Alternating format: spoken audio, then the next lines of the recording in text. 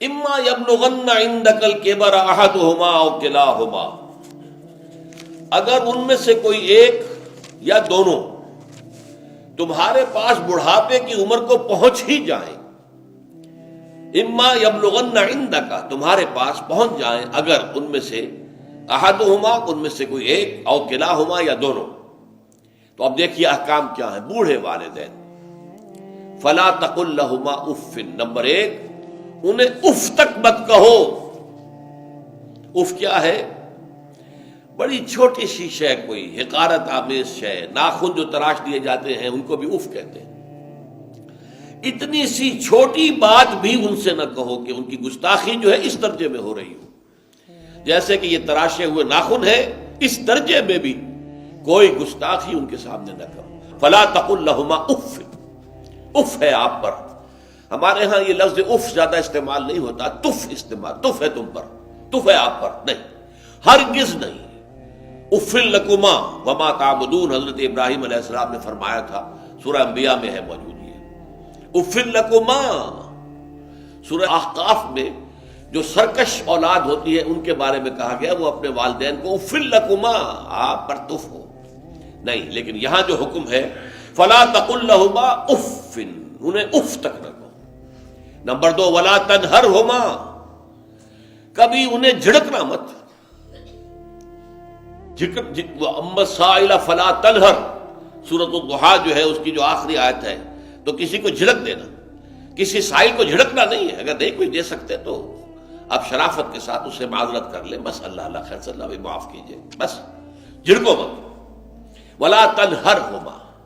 Number تین وَقُلْ لَهُمَا قَوْلًا كَرِيمًا، ان کے ساتھ گفتگو کرو بڑے ادب کے ساتھ، ان کا احترام ملحوظ رکھتے ہوئے بات کرو، لیکن یہ ہے کہ اس کے اندر احترام ملحوظ ہونا چاہیے، ادب ملحوظ رہنا چاہیے، ایسا نہ ہو کہ ان کے دل کو ٹھیس لگے۔ یہی ہے وہ جو بچہ سا تھا ہماری گود میں کھیلتا تھا، اس کی نجاستیں ہم صاف کرتے تھے، اس کو دودھ ہم پلاتے تھے، اس کو چلنا ہم نے انگلی پکڑ پکڑ کر، آج کل تو خیر اور بہت سی چیزیں ایجاد ہو گئی ہیں، واکرز ہیں اور کیا کیا ہے، لیکن پہلے کیا ہوتا تھا؟ والدین ہی انگلی پکڑ کر چلایا کرتے تھے اور چلانا سکھاتے تھے۔ آج یہ سینہ تان کر بات کر رہا ہے ہم سے، آج یہ اس طریقے سے جو ہے گستاخانہ انداز اس نے ہمارے سامنے اختیار کیا ہے، وہ دل کو ٹھیس لگے گی۔ میں نے اس سے پہلے بھی ایک مرتبہ آپ کو بتایا تھا کہ صرف دو چیزیں ایسی ہیں جن کو محبت اور تعظیم کے انداز میں دیکھنا بھی عبادت ہے، محض دیکھنا اور کچھ نہیں کر رہے آپ۔ ایک خانہ کعبہ، محبت بھرے انداز میں آپ بیٹھے ہوئے، صرف نہ آپ طواف کر رہے ہیں، طواف کریں گے تو اور ثواب ہوگا، آپ بیٹھے ہیں صرف اور دیکھ رہے ہیں، اور اس کے اندر احترام ہے، تعظیم ہے۔ اللہم زد بیتک ھذا تشریفا و تکریما و تعظیما۔ آج جو بھی آج کل جو لوگ، اب تو خیر ٹھیک ہے بات وہاں سے آگے نکل گئی ہے، مینا میں پہنچ گئے ہوں گے لوگ، کل تو حج ہو جائے گا انشاءاللہ، لیکن جو حاجی بھی یہ دعا مسنون ہے کہ جب بھی وہ مسجد حرام کے اندر داخل ہوتا ہے اور پہلی مرتبہ نگاہ پڑتی ہے خانہ کعبہ پر، تو فوراً اللہم رب ھذہ البیت زد بیتک ھذا تشریفا و تکریما و تعظیما، اے اللہ اپنے اس گھر کو، اس کی عزت، اس کی تکریم، اس کی تعظیم، اس کے اندر اور اضافہ کرتا چلا جائے۔ تو یہ انسان اگر صرف خانہ کعبہ کو بیٹھ کر دیکھتا رہے تب بھی عبادت ہے، ثواب ہے۔ اور اسی طرح بوڑھے والدین کو محبت بھری نگاہ سے دیکھنا، یہ بھی موجب ثواب ہے، کہ دل جو ہے ان کو کہیں کوئی آئینہ قلب جو ہے ان کے احساسات کو ٹھیس نہ پہنچے، اس کا لحاظ رکھنا۔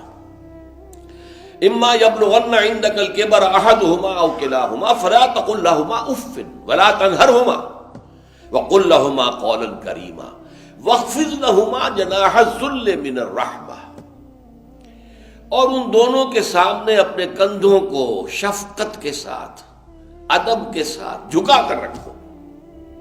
یہ جو ابھی میں نے چند الفاظ کہے تھے کہ سینہ تان کر بات کرنا، یہ ایک انداز ہوتا ہے بات کرنے کا۔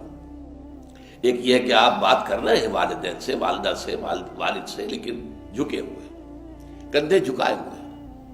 اب یہ بھی دو ہی باتیں ہیں یا والدین کے سامنے کندھے جھکانے ہیں، یا پھر حضور سے کہا گیا ہے اے نبی آپ اہل ایمان کے لیے وخفض جناحک للمؤمنین، یہ مومن جو ایمان لائے ہیں ہمارے نیک بندے ہم پر، چاہے وہ غریب ہے، فقیر ہے، چاہے وہ غلام ہے، مسکین ہے، آپ اپنے کندھے ان کے سامنے جھکائیے۔ یہ بہت بڑی بات ہے جو کہی گئی ہے محمد الرسول اللہ صلی اللہ علیہ وسلم سے۔ آپ ان کے سامنے وخفض جناحک للمؤمنین، اہل ایمان کے لیے اپنے کندھے جھکائیے، جھکا کر رکھیے، ان کا احترام کیجیے۔ حالانکہ اصل احترام تو حضور کا ہے، وہ تو جب ہم پڑھیں گے سورہ حجرات تو جا کے معلوم ہوگا کہ کس درجے احترام ملحوظ رہنا چاہیے حضور کا صلی اللہ علیہ وسلم۔ لیکن یہاں نوٹ کیجئے وَخْفِضْ لَهُمَا جَنَاحَ الذُّلِّ مِنَ الرَّحْمَةِ، اور اس سب کے بعد بھی وَقُلْ رَبِّ ارْحَمْهُمَا كَمَا رَبَّيَانِي صَغِيرًا، اور یہ دعا کرتے رہا کرو اے رب ہمارے ان دونوں پر، میرے والدین پر رحمت فرما، رحم کر، جیسے کہ انہوں نے مجھے پالا پوسا جبکہ میں چھوٹا سا تھا۔ اب دیکھیے یہاں لفظ کیا آیا، ربیانی، رب، اللہ تعالیٰ رب ہے حقیقی، وہ ہے اصل میں پالن ہار، ساری چیزیں اس کی پیدا کردہ ہے۔ ماں باپ کے دل میں بھی محبت اور شفقت تو اسی نے ڈالی ہے، ماں کی چھاتیوں میں دودھ تو اسی نے بنایا، پیدا کیا ہے، تو اصل رب تو وہ ہے۔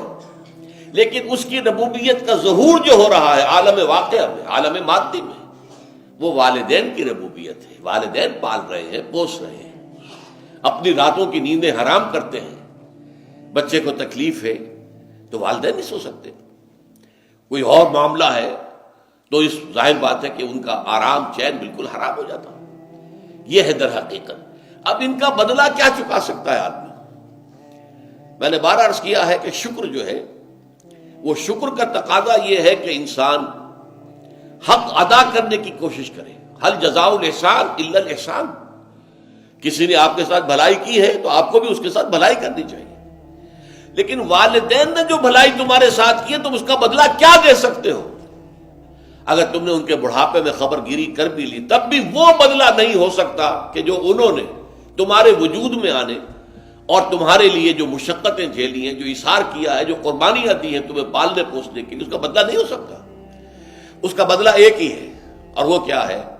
اللہ سے دعا کیا کرو وَقُلْ رَبِّ ارْحَمْهُمَا كَمَا رَبَّيَانِي صَغِيرًا، پروردگار ان دونوں پر رحم فرما، رحمت نازل فرما، ان کی مغفرت فرما، ان کے درجات بلند کر، ان کی غلطیوں سے درگزر فرما، ان کے گناہوں کو بخش دے، ان کی غلطیوں سے چشم پوشی اختیار فرما پروردگار۔